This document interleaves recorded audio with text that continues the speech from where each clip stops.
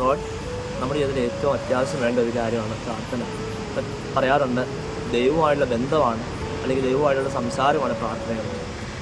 എല്ലാം അറിയാവുന്ന കർത്താവിനോട് നമ്മുടെ ജീവിതത്തിലെ കാര്യങ്ങളെല്ലാം കർത്താവിനോട് പറഞ്ഞ് കർത്താവിൻ്റെ കൃപ ചോദിക്കുന്ന സമയമാണ് പ്രാർത്ഥനയുടെ സമയം.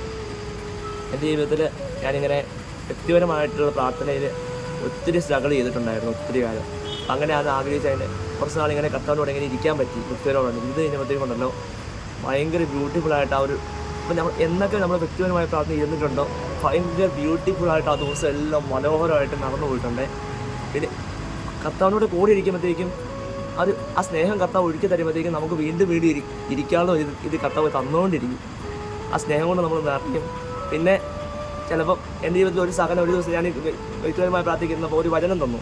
ആ ഒരു വചനം ഞാൻ എന്ന് പറഞ്ഞാൽ രക്ഷാകരമായ സഹനം പശ്ചാത്താപത്തിലേക്ക് നയിക്കുന്നു, ലൗകികമായ സഹനം മരണത്തിലേക്ക് നയിക്കുന്നു.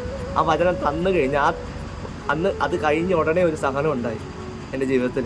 ഭയങ്കര വിഷമമുണ്ടായി. പക്ഷെ ആ ടൈമിൽ ആ വചനം നേരത്തെ തന്നതുകൊണ്ട്, മുന്നറിയിപ്പ് തന്നതുകൊണ്ട് കർത്താവിൻ്റെ കുരിശിൻ്റെ സന്നിധിയിൽ ഇരുന്ന് കർത്താവിന് കൊടുത്ത് ആ സഹനത്തിൽ ജയിക്കാൻ പറ്റി. Praise God. പിന്നെ കർത്താവിൻ്റെ ഒരു സ്നേഹം, ആ സ്നേഹം കർത്താവ് ഒഴുക്കി തന്നു കഴിഞ്ഞിട്ടുണ്ടല്ലോ, പിന്നെ നമുക്ക് ഒന്നും വേണ്ട.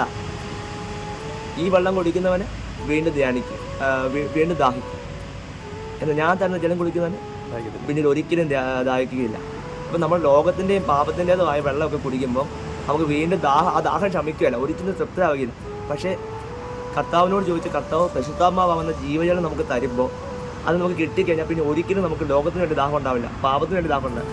ദാഹം മൊത്തം പരിശുദ്ധാത്മാവിന് വേണ്ടിയും ഈശോയിലെ സ്നേഹിക്കാനുള്ള ഒരു ദാഹമായിരിക്കും. സ്നേഹത്തിനുള്ള ദാഹം ഈശോയ്ക്ക് സ്നേഹിക്കാനുള്ള ദാഹമായിരിക്കും.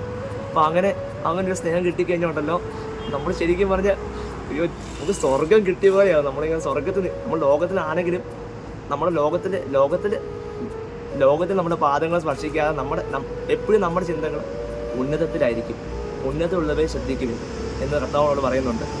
ഉന്നതമുള്ളവയെ ശ്രദ്ധിക്കാൻ നമ്മുടെ ആഗ്രഹങ്ങൾ മൊത്തം കർത്താവിനെ സ്നേഹിക്കാനുള്ളതായിരിക്കും. Praise God.